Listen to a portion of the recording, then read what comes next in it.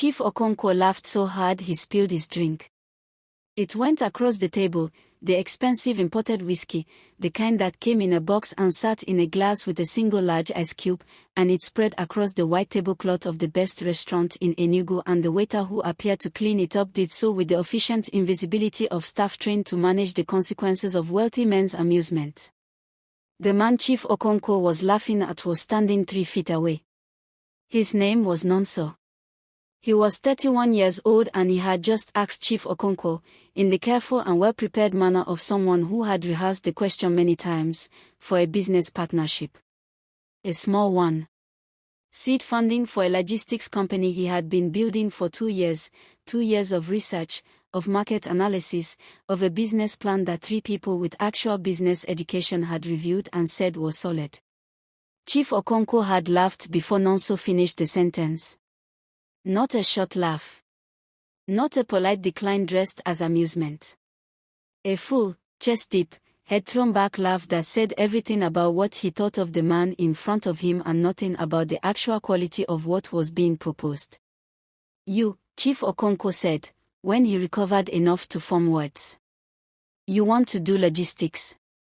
He said the word logistics the way someone says a word they find inherently comedic. With what? Your bicycle.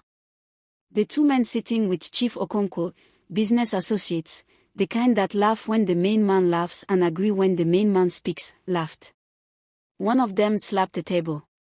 Nonso stood in front of 3 laughing men and felt something he would remember with perfect precision for the rest of his life, not humiliation, though humiliation was present. Something sharper and more useful than humiliation. The specific sensation of being underestimated so completely that the underestimation itself becomes information. He collected his folder from the table. He said, "Thank you for your time, sir." He left. Chief Okonkwo was still laughing when the door closed. If you have ever been laughed at in a room you worked hard to be in, drop a comment below. And if you are new here, subscribe right now, because what Nonso builds and what Chief Okonkwo loses will stay with you long after this story ends. Nonso Obi China had grown up in Yowani, which was not the expensive part of Enugu. His father had driven a taxi for 22 years, the same taxi, a 2001 Peugeot 406 that he treated with the devotion of someone who understood that the car's health was the family's health. His mother sold akara at the junction every morning from 5 until 10 and then came home and rested and prepared for the next morning. They had 3 children. Nonso was the middle one. He had been a serious child in the specific way of children who understand early that seriousness is a resource they have in place of other resources. He was not the most naturally gifted student in his class, but he was the most consistent, which over time produced outcomes that looked like gift but were actually discipline, which is the more reliable version of the same result. He studied business administration at the University of Nigeria, Nsukka. He graduated with a second-class upper, which his father received with the expression of a man trying to contain something too large for his face. He worked for 4 years after university, first at a distribution company in Onitsha, then at a freight forwarding firm in Lagos, then back in Enugu at a supply chain consultancy where he learned, in the practical and often brutal way that field experience teaches things, exactly how the logistics of goods movement worked in Nigeria. What he learned was this: it was broken. Not irreparably broken. Not broken in the way of a thing that has collapsed beyond recovery. Broken in the way of a thing that has been organized by people who did not fully understand it, for the benefit of the people who were already benefiting, in ways that made it expensive and unreliable for everyone who was trying to use it seriously. He saw the break. He saw where it was. He saw what would fix it. He spent 2 years building the fix. Not theoretically, practically. He drove routes himself to understand the time and cost realities. He interviewed small business owners in 3 states about what they needed and what they were not getting. He built a model, lean, specific, targeting the exact gap in the middle market that the large logistics companies ignored because it was not glamorous and the small operators failed because they lacked the systems. His business plan was 62 pages. It had financial projections for 5 years and sensitivity analysis for 3 scenarios and a go-to-market strategy that began with a specific cluster of businesses in Enugu that he had already, informally, begun conversations with. He needed seed funding. He had gone to 4 people before Chief Okonkwo. 2 had said no politely. 1 had said maybe and then not returned his calls. 1 had said yes and then died suddenly, which was not anyone's fault but which had returned also to the beginning with the particular exhaustion of someone who can see the destination and cannot stop losing the road. Chief Okonkwo was the 5th. Chief Vincent Okonkwo was 58 years old and was, by the measurement of Enugu's business community, one of its most successful men. He had built his money in real estate and expanded it into hospitality, and he had a reputation for investing in promising ventures, which was why Nonso had pursued the meeting for 3 months through 2 intermediaries and 1 direct approach before finally sitting down across from the man. He had been sitting across from him for less than 4 minutes when the laughing started. He went home and sat in his 1-room apartment in Yowani and put the folder on the small table and looked at it. The folder contained 62 pages of work. The folder contained 2 years. He picked up his phone. His mother called him every Tuesday and it was Tuesday. He answered. "How did it go?" she said immediately. She always knew. He had not told her about the meeting, but she had known something was happening the way mothers know things that are happening to their children without being told. He laughed, Nonso said. A silence.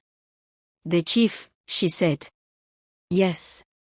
Another silence. "What kind of laugh?" she said. He thought about this. The kind that thinks it knows everything. His mother was quiet for a moment. Then she said, "Your father laughed at me once. When I told him I wanted to start selling akara at the junction. He said, 'Who will buy akara at that junction? The road is too busy, people don't stop.' You know what I said?" "What?" "I said, 'Let me show you.'" She paused. "I have been selling at that junction for 21 years. Your father brings me hot water every morning." Nonso looked at the folder. "Show him," his mother said. "That is all. Just show him." He hung up. He opened the folder. He started revising the plan. He did not get another major investor. Not that month, not the next. What he got was something smaller and in the end more structural, a microfinance loan that covered 20% of his initial requirements, a small contribution from his former supervisor at the Onitsha distribution company who said, "I don't have much but what I have I trust you with," and 2 of his university friends who each put in an amount that was meaningful to them and said, "We know you will build something." It was not enough for the plan he had made. So he made a smaller plan. He started not with the fleet of 5 trucks he had projected but with 1. A second-hand 2010 Mitsubishi Canter that he bought, inspected personally, had serviced, and drove himself for the first 3 months because drivers cost money and he did not have money to spare. He drove his truck. He drove it from Enugu to Onitsha and Onitsha to Oka and Oka to Nsukka and back again. He drove it with the specific businesses he had been building relationships with, small manufacturers, market traders with reliable volume, a pharmaceutical distributor who had been using an unreliable operator and who switched to Nonso after the 3rd delivery was on time to the minute. He was always on time to the minute. Not approximately. Not within a window. To the minute, because he had studied the routes the way his father had studied the Pusho 406, with the attention of someone who understood that reliability was not a feature of his service, it was the service. Every other operator in the middle market was unreliable. Reliably unreliable. Nonso was reliable. 1 truck, 1 driver who was also the owner, total reliability. Word moved. Not quickly, business word moves at the speed of repeated positive experience, which takes time. But it moved. By the end of the first year he had consistent clients who were sending him regular volume and 3 new clients who had found him through people he had served. He bought a 2nd truck. He hired a driver for the first one and continued driving the second himself. He built systems, not sophisticated ones, not yet, but the beginning of systems. A tracking sheet. A customer communication protocol. A vehicle maintenance schedule that he followed without exception because one broken down truck was one broken promise and he did not break promises. By the end of the second year he had 4 trucks and 6 clients and a small office in the Iwani area, not impressive, just sufficient, a space with a desk and a filing cabinet and a whiteboard, and he had not lost a client since his 3rd month of operation. He had also, during this period, started attending business events in Enugu. Not to network in the performed way of people who attend events to be seen, he attended to learn and to understand and to be in the rooms where people who were building things were talking about building things. It was at one of these events, in his 3rd year, that he encountered Chief Okonkwo's son. His name was Victor Okonkwo. 28 years old, educated in the UK, returned to Enugu to help manage the family business. He was not his father, quieter, less certain of himself, with the look of someone who had grown up in the shadow of a large personality and was still working out his own shape. They talked at the networking portion of the event, genuinely talked, not the 5-minute card exchange version. Victor had asked about Nonso's company and Nonso had answered honestly and Victor had asked follow-up questions that were specific and informed. At the end of the conversation Victor said, "Your name is familiar." Nonso said nothing. "Did you ever meet with my father?" "About investment." 3 years ago, Nonso said. Victor looked at him. "The logistics proposal?" "Yes." Victor was quiet for a moment. "He mentioned it." "Not positively." "I know. You built it anyway." "Yes." Victor looked at him with an expression that was doing several things at once. 4 trucks now. 4. And a 5th being acquired next month. Victor nodded slowly. "I would like to see what you are building," he said. "Professionally. My father's business has logistics needs that are not being met well. I am looking at options." Nonso gave him his card. Victor came to the small office in Iwani 2 weeks later. He came alone, without the entourage his father would have brought. He sat across from Nonso at the desk and he asked questions for 2 hours, detailed questions, the kind that showed he had prepared, that showed he understood logistics at least partially, that showed he was genuinely assessing. At the end he said, "I want to trial you with one route. Enugu to Port Harcourt, weekly, 12 months. Nonso looked at him. "What does your father think about this?" he said. Victor was quiet for a moment. "My father's opinion on many things is increasingly his own."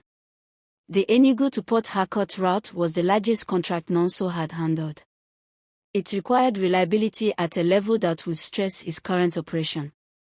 He said yes anyway. He bought the 5th truck a week early. The trial ran for 12 months. Not one late delivery.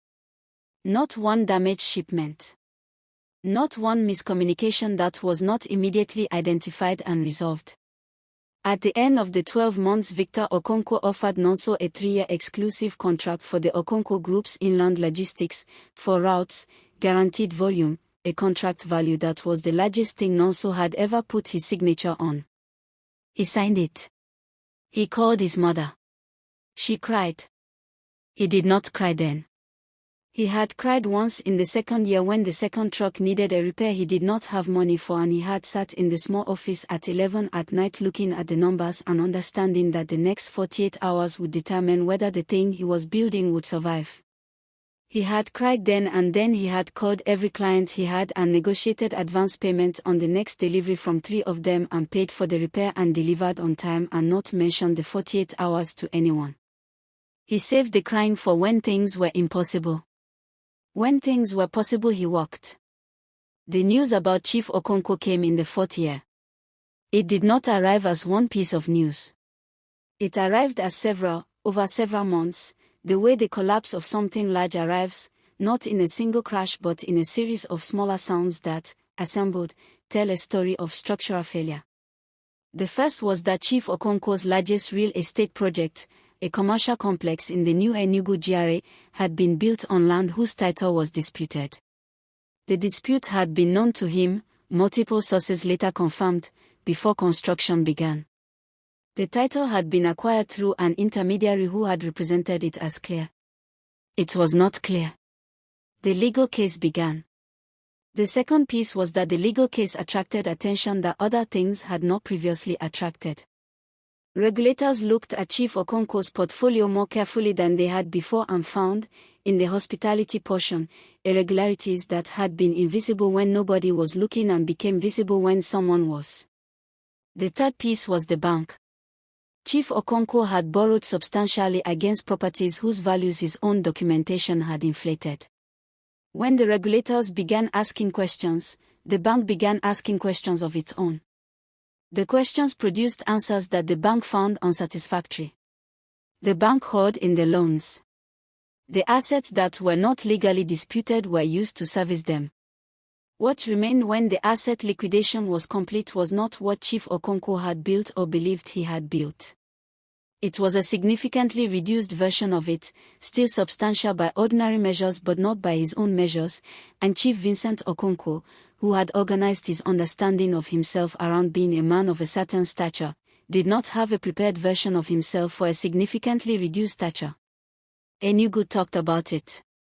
Enugu talked about it the way cities talk about the reversal of fortunes, with the mix of genuine sympathy and unconcealed interest that attends stories about powerful people discovering the limits of their power. Nonso heard about it from Victor. Victor called him on a Thursday evening and said, "You have heard." "I have heard," Nonso said. "I want you to know it does not affect our contract." Victor paused. "The contract is with the operating company. The operating company is not directly affected by my father's personal situation." "I know," Nonso said. "I have read the structure." A silence. "How is he?" Nonso asked. Victor took a moment. "He is adjusting." "He does not adjust easily." "No," Nonso said. "He asked about you," Victor said. Nonso said nothing. When he heard about the contract, he asked Victor, "Who is this Obichina?" I told him the story. Another pause. He remembered. "I know he remembered," Nonso said. "That kind of laughing, a man remembers what he was laughing at." He said. Victor stopped. Started again. He said he should have looked at the folder. Nonso sat with that. "Tell him," Nonso said finally, "that the folder was good. Whatever he thought of me, the folder was good." "I will tell him," Victor said. The meeting happened 6 months later. Not arranged by Nonso. Arranged by Chief Okonkwo, through Victor, with the particular difficulty of a man who has spent 58 years being the one who does not request meetings. They met at Chief Okonkwo's office, smaller now, in a building that was his own rather than the GRA complex, functional rather than impressive. Chief Okonkwo looked smaller than he had looked in the restaurant 4 years ago. Not physically he was the same broad man.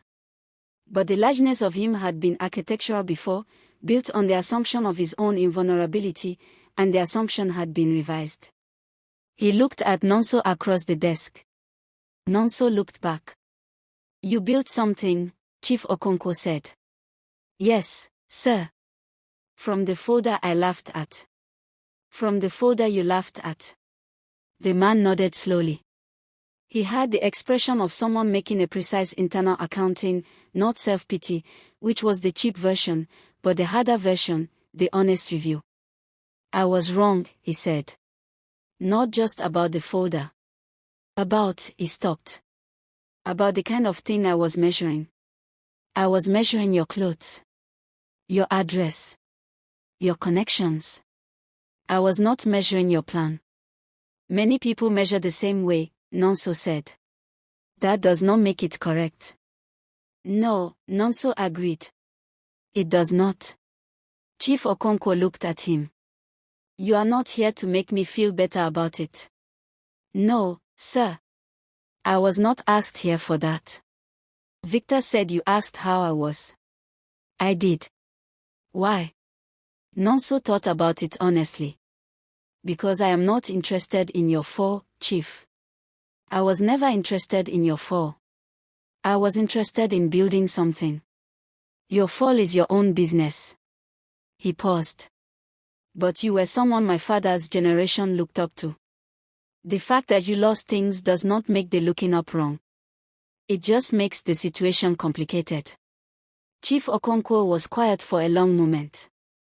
Your father drives a taxi, he said.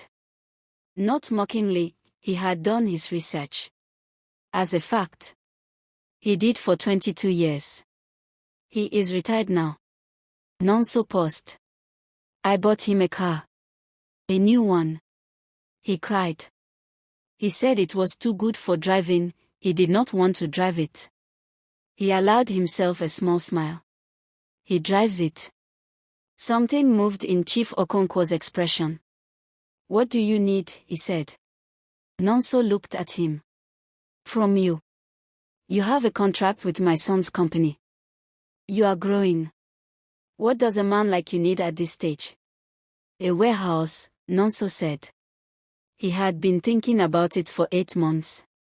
In the Port Harcourt end of the route. I am losing efficiency at the terminal end because I do not have a holding facility. If I had a warehouse, I could reduce delivery times by 30%. I have a warehouse in Port Harcourt, Chief Okonkwo said. It is one of the assets that survived. It is currently underutilized. Nonso looked at him. It would need to be a proper arrangement, Nonso said. A lease agreement. Market rate. Not a favor. I know how business works, Chief Okonkwo said. I know you do, Nonso said. That is why I said it. The older man looked at him for a long moment. You are not what I thought you were, he said. No, sir, Nonso said. I am not. The warehouse lease was signed at market rate. The arrangement was professional from the first day, documented, transparent, structured with the care of a man who had learned that sentiment and business were not the same thing and should not be treated as if they were. The 30% efficiency gain materialized within 2 months. Nonso used it to tender for 2 new contracts and won one. He now had 8 trucks and 11 clients and a staff of 14 people, and the small office in Iwani had been replaced by a proper office on Zik Avenue with a reception area and a server room and 2 people whose full-time job was the logistics management system he had built. He attended the same business event circuit he had been attending for 3 years. He was now one of the people others wanted to talk to. He did not perform this differently than he had performed his earlier invisibility. He talked to people who wanted to talk. He asked the questions that interested him. He left events when he had learned what he came to learn. He drove himself to every event. Not because he could not afford a driver. He could. He drove because the driving was thinking time and he had not yet found a substitute for thinking time. On a Thursday evening in December, driving home from the Enugu Chambers of Commerce annual dinner, he passed the restaurant where Chief Okonkwo had laughed at him 4 years ago. He did not stop. He did not feel the need to stop. He had not built anything to prove a point to Chief Okonkwo or to anyone else who had laughed or dismissed or not returned calls or said yes and then disappeared. He had built it because the gap in the market was real and the plan was solid, and his mother had said show him, and he had decided that showing was the only possible response to being laughed at by someone who had not read the folder. He showed. That was all.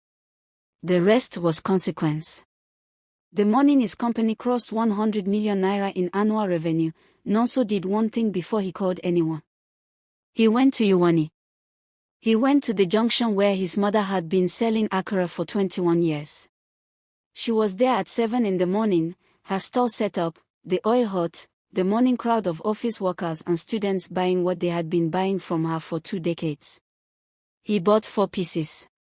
He stood at his mother's stall on the busy junction and ate hot akara at 7 in the morning. His mother watched him eat. So, she said. He told her the number. She turned back to her stall. She was quiet for a moment. Then she said, without turning around, I told you. Show them. You told me, he agreed. Are you going to stand there all morning? I might. You have a business to run, she said. He finished the akara. He got back in his car. He drove to the office on Zik Avenue. He had a business to run. Some people laugh at what they do not understand. Some plans are good before anyone believes in them.